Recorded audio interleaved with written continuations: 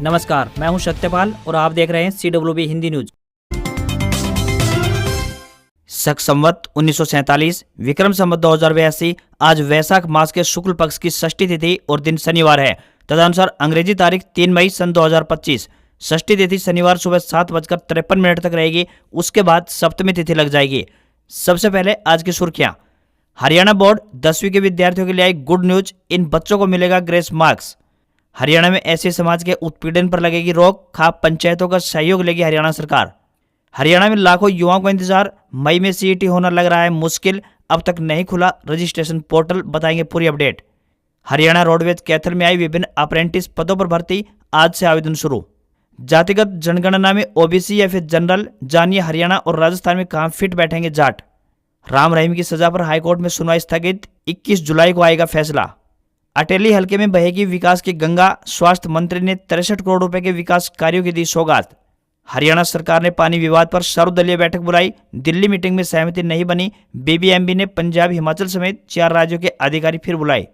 NEET UG परीक्षा कल दोपहर 2 बजे से होगी। बड़े बटन के कपड़े, मोटे सोल के जूते न पहने, जानिए NTA की जरूरी गाइडलाइंस। साउथ अमेरिकी देश अर्जेंटीना में 7.5 तीव्रता का शक्तिशाली भूकंप, सुनामी की चेतावनी। वहीं 15 मिनट में 3 बड़े आफ्टर शॉक भी आए।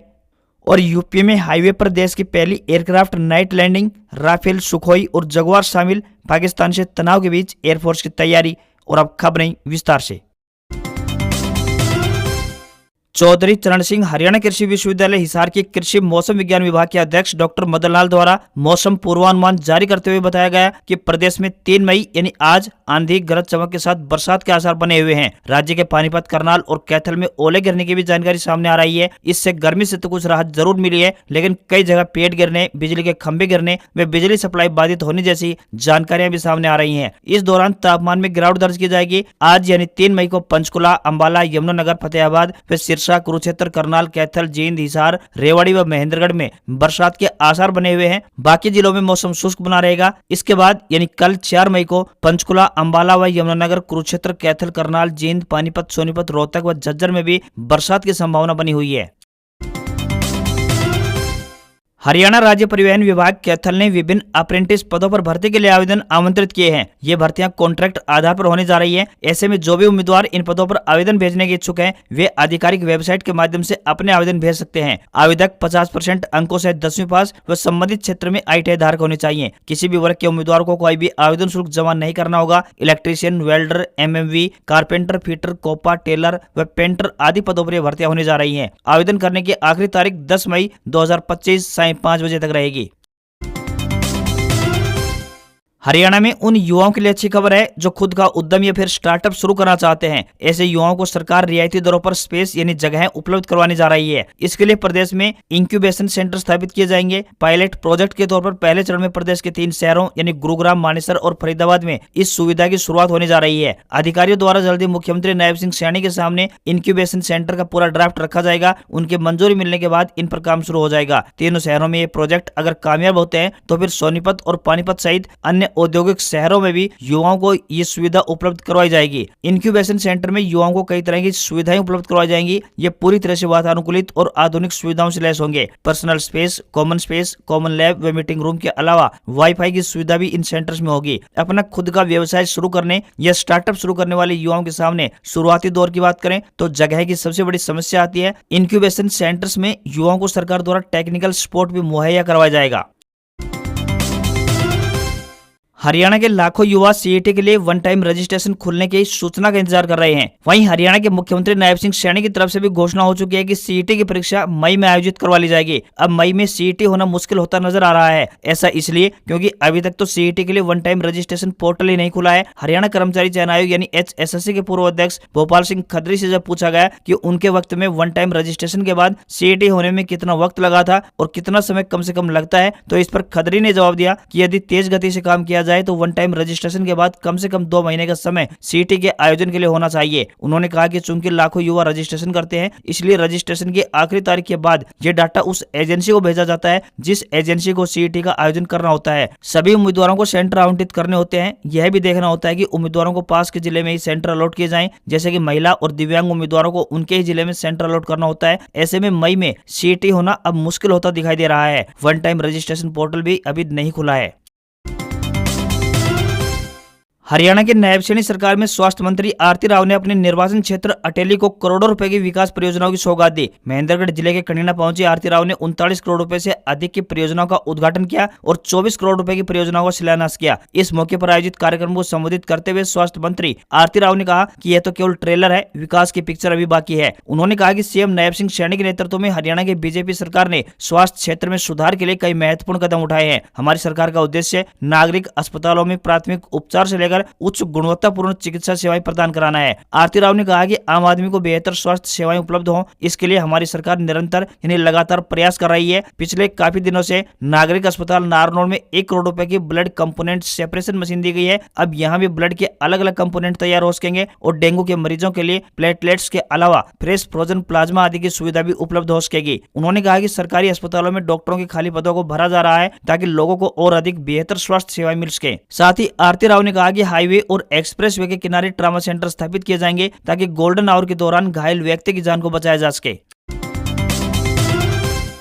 प्रधानमंत्री नरेंद्र मोदी की अध्यक्षता में हुई केंद्रीय मंत्रिमंडल की बैठक में जातिगत जनगणना को हरी झंडी दिखा दी गई है। भारत सरकार ने फैसला लिया है कि अगली जनगणना के साथ ही जातिगत जनगणना भी की जाएगी। इस जनगणना में देश की आबादी की जातिगत गणना भी की जाएगी। उसके आंकड़े सबके सामने रखे जाएंगे। केंद्र सरकार के इस फैसले से एक लंबे अरसे के बाद देश में जातिगत बहुलता की स्थिति साफ होगी। प्रमुख विपक्षी दल कांग्रेस पार्टी ने भी जातिगत जनगणना के मुद्दे को प्रमुखता से उठाया था। ऐसे में लगातार ओबीसी आरक्षण की मांग करता रहा जाट समुदाय। इस गणना में किस राज्य में कौन सी कैटेगरी में जाता है? राजस्थान का जिक्र करें तो यहाँ जाटों की अनुमानित संख्या का आंकड़ा 53 लाख से अधिक है, यानी कुल आबादी में लगभग 10% हिस्सेदारी रखते हैं। साल 1998 में उन्हें ओबीसी में आरक्षण दिया गया था और इसमें सबसे बड़ा तबका जाट जाति ही है। भरतपुर, धौलपुर, अलवर, जयपुर, सीकर, झुंझुनू, नागौर, बीकानेर, हनुमानगढ़ और गंगानगर में जाटों की बड़ी आबादी है। यहाँ जाट समुदाय की ओर से जातिगत जनगणना की जोरदार वकालत की गई ताकि असल सामाजिक और आर्थिक स्थिति के आंकड़े सबके सामने आ सके। यहाँ जाट समुदाय एक प्रभावी वोट बैंक होने के साथ ही राजनीतिक गलियारों में भी अच्छा वर्चस्व रखता है। बात करें अगर हरियाणा की, तो हरियाणा में जाट जनरल कैटेगरी में आते हैं। साल 2016 में सरकारी नौकरियों और शैक्षणिक संस्थानों में अन्य पिछड़ा वर्ग यानी ओबीसी के तहत आरक्षण की मांग को लेकर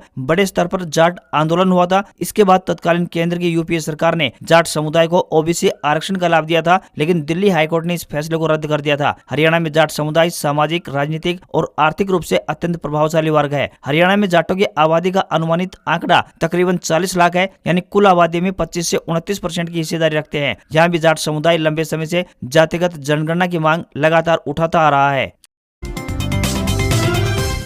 डेरे की 2 शादियों के यौन शोषण मामले में रोहतक की सुनारिया जेल में सजा काट रहे डेरा प्रमुख गुरमीत राम रहीम सिंह की सजा के खिलाफ अपील पर सुनवाई को पंजाब एंड हरियाणा हाईकोर्ट द्वारा 21 जुलाई तक स्थगित कर दिया गया है। इस दौरान कोर्ट ने स्पष्ट किया है कि अगली सुनवाई पर कोर्ट सजा निलंबन पर अपना फैसला सुनाएगी। पंचकुला की सीबीआई कोर्ट द्वारा अगस्त 2017 में राम रहीम को डेरे की 2 शादियों के यौन शोषण मामले में 10-10 साल की सजा सुनाई गई थी और 30,20,000 रुपए का जुर्माना लगाया गया था। अब 10 साल की सजा पूरी हो चुकी है और दूसरे मामले में 10 साल की सजा शुरू होनी है। दूसरे 10 साल की सजा के खिलाफ डेरा मुखी ने हाईकोर्ट में चुनौती देते हुए अपील दायर की है। डेरा मुखी ने कहा है कि इस मामले में सीबीआई अदालत द्वारा उसे बिना उचित गवाहों और साक्ष्यों के दोषी ठहराया गया है। यह प्रक्रिया के अनुसार गलत है। दूसरी तरफ 21 दिन की फरलो पूरी होने के बाद वीरवार को डेरा मुखी शाम 5 बजे सुनारिया जेल वापस पहुंच गई। उन्हें कड़ी सुरक्षा के बीच सिरसा से रोहतक स्थित जेल पहुंचाया गया। हरियाणा की नायब सैनी सरकार ने सूबे में अनुसूचित जाति यानी एससी के लोगों के साथ होने वाले उत्पीड़न पर अंकुश लगाने के लिए एक नई पहल की है। प्रदेश सरकार ने फैसला लिया है कि एससी के साथ होने वाले उत्पीड़न मामलों को रोकने के लिए खाप पंचायतों का सहयोग लिया जाएगा। सीएम ने कहा कि सामाजिक समरसता से ही प्रदेश का सर्वांगीण विकास हो सकता है। इसमें खाप पंचायतों की भूमिका सकारात्मक योगदान दे सकती है। इस बैठक में पंचायत मंत्री कृष्णलाल पंवार, समाज कल्याण मंत्री कृष्ण बेदी, राज्य के एससी समुदाय के सांसद और विधायकों सहित विभिन्न विभागों के वरिष्ठ अधिकारीगण मौजूद रहे। सीएम ने कहा कि अनुसूचित अनुसूचित जाति के किसी भी व्यक्ति का उत्पीड़न नहीं होने दिया जाएगा। उन्होंने पुलिस अधिकारियों को निर्देश दिए कि अनुसूचित जाति व अनुसूचित जनजाति यानी अत्याचार निवारण अधिनियम 1989 के तहत दर्ज किए गए मामलों में 60 दिन के अंदर कोर्ट में जांच की रिपोर्ट और चार्जशीट दाखिल करना सुनिश्चित करें। उन्होंने कहा कि जिला व उपमंडल स्तरीय सतर्कता एवं निगरानी कमेटी की बैठकें नियमित होनी चाहिए। सीएम ने कहा कि समाज के ताने बाने को मजबूत बनाए रखने के लिए सभी समुदाय के लोगों को परस्पर सद्भाव से रहना चाहिए। इसके साथ ही मुख्यमंत्री ने कहा कि अनुसूचित जाति एवं अनुसूचित जनजाति के लोगों पर अत्याचार किसी भी सूरत में बर्दाश्त नहीं किया जाएगा। यदि कोई भी इस तरह के मामले में दोषी पाया जाता है तो उसके खिलाफ सख्त कार्रवाई अमल में लाई जाएगी।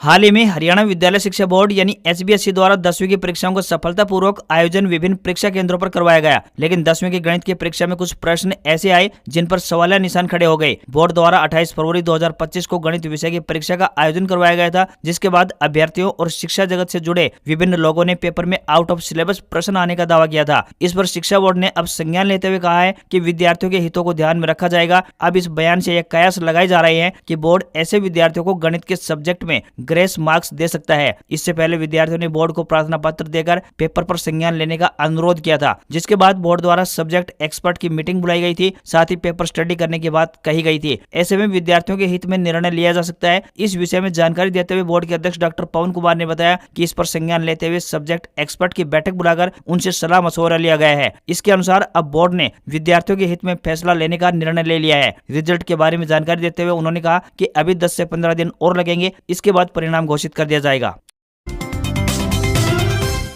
हरियाणा के फरीदाबाद जिले के लोगों के लिए एक अच्छी खबर आ रही है। अब फरीदाबाद महानगर विकास प्राधिकरण गांव से शहर जाने वालों के लिए कई रूटों पर 200 इलेक्ट्रिक बसों को उतारने की तैयारी कर रहा है। इस कार्य पर 60 करोड़ रुपए का खर्च आने का अनुमान है। इसके बाद ग्रेटर नोएडा की तकरीबन 35 से अधिक सोसाइटियों में रहने वाले 3 लाख लोगों को फायदा मिलना भी तय माना जा रहा है। मीडिया रिपोर्ट से मिली जानकारी के अनुसार बता दें कि बसों का संचालन कुछ रूटों पर पहले से ही हो रहा है। इसका लाभ पर्याप्त लोगों को नहीं मिल पा रहा है। ऐसा इसलिए क्योंकि इनकी कोई तय समय सीमा नहीं है। इससे परेशान लोगों को निजी गाड़ियों या फिर ऑटो को सहारा लेना पड़ रहा है। इसके अलावा ऑटो वाले ग्राहकों से मनमर्जी का किराया भी वसूल रहे हैं। अब सिटी बस सेवा की शुरुआत हो जाने से गांव से शहर के बीच यात्रा करने वाले लोगों को काफी राहत मिलेगी। यदि सीधी बस सेवा की शुरुआत हो जाती है तो लोगों के समय और पैसे दोनों की बचत होगी। ऑटो में जहां 20 रुपए किराया लगता है, सिटी बस में केवल 10 रुपए किराया लगेगा। पूर्व मुख्यमंत्री भूपेंद्र सिंह हुड्डा ने मुख्यमंत्री नायब सिंह सैनी पर तंज कसते हुए कहा कि पंजाब में जाकर मुख्यमंत्री कहते हैं कि पंजाब के मुख्यमंत्री भगवंत सिंह मान उनके रिश्तेदार हैं। ऐसी रिश्तेदारी का क्या मतलब है कि हरियाणा का पानी ही रोक दे। पूर्व मुख्यमंत्री ने कहा कि पंजाब व हरियाणा एक ही देश में है, यूं पानी रोकना उचित नहीं है। केंद्र व राज्य में भाजपा की सरकार है। सरकार को हरियाणा के किसानों को उसका हक दिलाने के लिए कदम उठाना चाहिए, क्योंकि पंजाब व हरियाणा के किसान एक जैसे हैं, दोनों के हित बराबर हैं। पहलगाम केस पर हुड्डा ने कहा कि कांग्रेस वर्किंग कमेटी पहले ही साफ कर चुकी है कि वे सरकार के साथ है। जातिगत गणना पर हुड्डा ने कहा कि कांग्रेस के दबाव में ही केंद्र सरकार ने जातिगत गणना कराने का निर्णय लिया है। इससे सभी को आरक्षण में उनका हक मिलेगा। हुड्डा ने कहा कि अब आरक्षण की सीमा 50% की सीमा को पार कर जाएगी, ऐसा उनको लगता है। इस मौके पर पूर्व विधानसभा अध्यक्ष एम बेरी के विधायक रघुवीर सिंह कादियान व अन्य कांग्रेस नेतागण मौजूद रहे। पंजाब सरकार की तरफ से भाखड़ा नहर का पानी रोकने के विवाद के बीच हरियाणा सरकार ने सर्वदलीय बैठक बुला ली है। बैठक आज यानी 3 मई को चंडीगढ़ स्थित हरियाणा भवन में होगी। इसकी अध्यक्षता मुख्यमंत्री नायब सिंह सैनी करेंगे। वहीं भाखड़ा ब्यास मैनेजमेंट बोर्ड यानी BBMB ने आज यानी 3 मई शाम 5 बजे चंडीगढ़ में हरियाणा, पंजाब, राजस्थान और हिमाचल के अधिकारियों की मीटिंग भी बुलाई है। उधर दिल्ली में BBMB के अधिकारियों की पंजाब और हरियाणा के मुख्य सचिव से मीटिंग में पानी देने को लेकर सहमति नहीं बनी। मीटिंग में पंजाब 4000 क्यूसेक पानी देने को तैयार हुआ, जबकि हरियाणा ने 8500 क्यूसेक पानी की डिमांड की है। अब हरियाणा सरकार इस मामले को लेकर सुप्रीम कोर्ट जाएगी। हरियाणा की सिंचाई मंत्री श्रुति चौधरी ने कहा, हम अपने पानी के हक के लिए याचिका दायर करेंगे। संभावना है कि आज याचिका दाखिल कर दी जाए। आगे छुट्टियां हैं, इसलिए हम कोशिश कर रहे हैं कि जल्द इस पर फैसला आ जाए। इससे पहले दिल्ली में ही केंद्रीय गृह मंत्रालय की पंजाब, हरियाणा, हिमाचल और राजस्थान के अधिकारियों से मीटिंग हुई। सूत्रों के मुताबिक केंद्रीय गृह सचिव गोविंद मोहन ने पंजाब और हरियाणा को इस मामले में जिद छोड़ने को कहा। साथ ही हरियाणा को पानी की जरूरत को लेकर BBMB के पास तर्क पेश करने को कहा। सूत्रों के मुताबिक गृह सचिव ने कहा कि यदि हरियाणा की अतिरिक्त पानी की मांग में वजन हुआ तो हरियाणा बिना शर्त के जरूरत के मुताबिक पंजाब से उधार पानी ले लेगा और पंजाब को जरूरत पड़ने पर हरियाणा को यह पानी वापस करना पड़ेगा।